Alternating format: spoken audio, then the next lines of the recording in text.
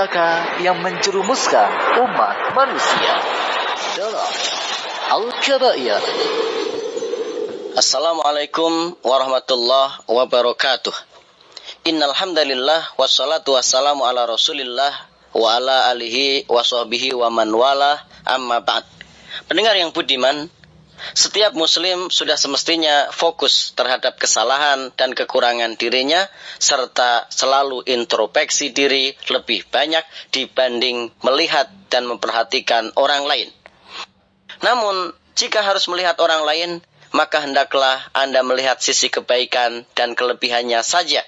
Dan jika pun Anda melihat kekurangan dan keburukannya, hanyalah supaya Anda hati-hati darinya, mencari pahala dengan menasihati dan menegurnya, serta tidak menyebarkan berbagai kekurangannya kepada orang di sekitarnya.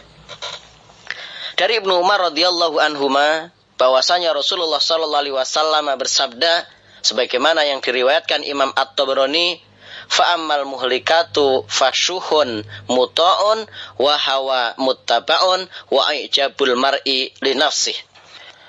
Adapun tiga hal yang membinasakan itu adalah kekikiran yang ditaati, hawa nafsu yang diikuti, dan ujub atau kekaguman seseorang terhadap dirinya sendiri. Di dalam hadis tadi, Rasulullah SAW telah menggolongkan tiga hal yang dapat membinasakan pelakunya, yakni kekikiran yang dipatuhi, hawa nafsu yang diikuti, dan sifat ujub atau kekaguman terhadap dirinya sendiri. Pendengar, kekaguman seseorang terhadap dirinya akan menyebabkan dirinya binasa di dunia.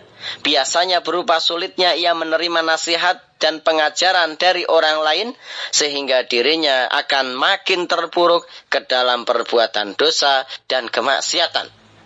Orang yang ujub itu amat suka mendengarkan berbagai keburukan dan kesalahan yang dikerjakan oleh orang lain, dan terkadang ikut pula menghibah atau membicarakan keburukan orang lain. Namun ia sangat tidak suka jika keburukannya dibicarakan orang lain atau dihibah.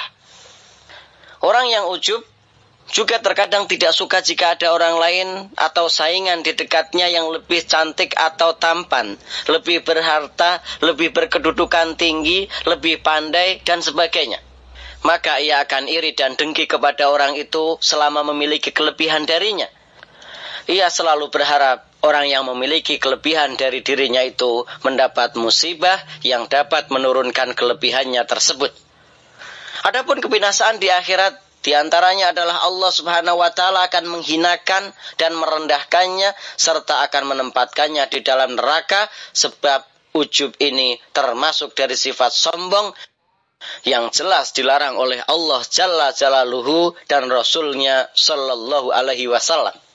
Di samping itu, Rasulullah Sallallahu Alaihi Wasallam juga telah menyebutkan di antara kebinasaan dari sifat ujub adalah dengan dibenamkan oleh Allah Subhanahu wa Ta'ala ke dalam tanah, dan ia tetap tenggelam di dalamnya sampai hari kiamat, sebagaimana Allah Azza wa Jalla telah membenamkan Qarun. Allah Subhanahu wa Ta'ala berfirman dalam surat Al-Qasas ayat 81, fakhosafna bihi wa bidarihi al-ardo fama kana lahu min fi'ati yansurunahu min dunillah wa ma kana minal muntasirin. Maka kami benamkan Qarun beserta rumahnya ke dalam bumi, maka tidak ada baginya suatu penolong pun yang menolongnya terhadap azab Allah, dan tiadalah ia termasuk orang-orang yang dapat membela dirinya. Dan untuk lebih jelasnya tentang kisah Allah membenamkan Qarun, bisa dilihat dalam Al-Quran surat Al-Qasas mulai dari ayat 78 sampai 82. Dalam hadis riwayat Imam Bukhari dan Muslim dari Abu Hurairah radhiyallahu anhu dari Rasulullah sallallahu alaihi wasallam, beliau bersabda, bainama rajulun yatabakhtaru yamshi fi burdaihi qad a'jabathu nafsuhu fa khasafallahu bihil arda fa huwa yatajaljalu fiha ila yaumil qiyamah. Ketika itu ada seseorang berjalan penuh gaya dengan mengenakan sepasang pakaiannya. Sungguh ia merasa kagum terhadap dirinya, yakni ujub. Lalu Allah membenamkannya ke dalam bumi, maka ia tetap tenggelam di dalamnya sampai hari kiamat. Pendengar yang budiman, perhatikan ujubnya Qarun terhadap dirinya, sehingga ia berkeyakinan bahwasanya harta melimpah yang dimilikinya itu adalah hasil jerih payahnya selama ini. Qala innama utituhu ala ilmin indi. Qarun berkata, sesungguhnya aku hanya diberikan harta itu karena ilmu yang ada padaku. Quran Surat Al-Qasas ayat 78. Maka akibatnya adalah siksa dan azab dari Allah yang sangat pedih. Fakhosafna bihi wa bidarihi al-ardo fama kana lahu min fi'atin yansurunahu min dunillah wa ma kana minal muntasirin. Maka kami benamkan Qarun beserta rumahnya ke dalam bumi, maka tidak ada baginya suatu golongan pun yang dapat menolongnya dari azab Allah, dan tidaklah ia termasuk orang-orang yang mendapat pertolongan. Quran Surat Al-Qasas ayat 81. Kemudian Allah Subhanahu wa taala berfirman dalam surat At-Taubah ayat 25, laqad nasarakumullahu fi mawatin katsiratin wa yauma hunainin id a'jabatkum kasratukum falam tughni ankum syai'a wa dhaqat 'alaikumul ardu bima rahubat tsumma wallaitum mudbirin. Sesungguhnya Allah telah menolong kalian di banyak medan pertempuran dan juga di peperangan Hunain, yaitu tatkala kalian menjadi kagum atau takjub karena banyaknya jumlah kalian, maka jumlah yang banyak itu tidak bermanfaat bagi kalian sedikit pun. Dan bumi yang luas itu telah terasa sempit oleh kalian, kemudian kalian lari ke belakang dengan tercerai-berai.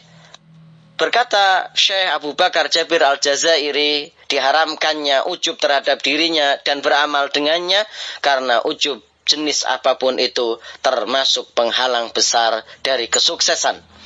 Dari Ibnu Umar radhiyallahu anhuma, dari Nabi sallallahu alaihi wasallam, beliau bersabda, man ta'azzama fi nafsihi aw ikhtala fi misyatihi laqiyallahu azza wa jalla wa huwa ghadbanun. Barang siapa yang merasa dirinya hebat dan congkak ketika berjalan, maka ia akan menjumpai Allah azza wa jalla dalam keadaan murka kepadanya. Hadis riwayat Bukhari.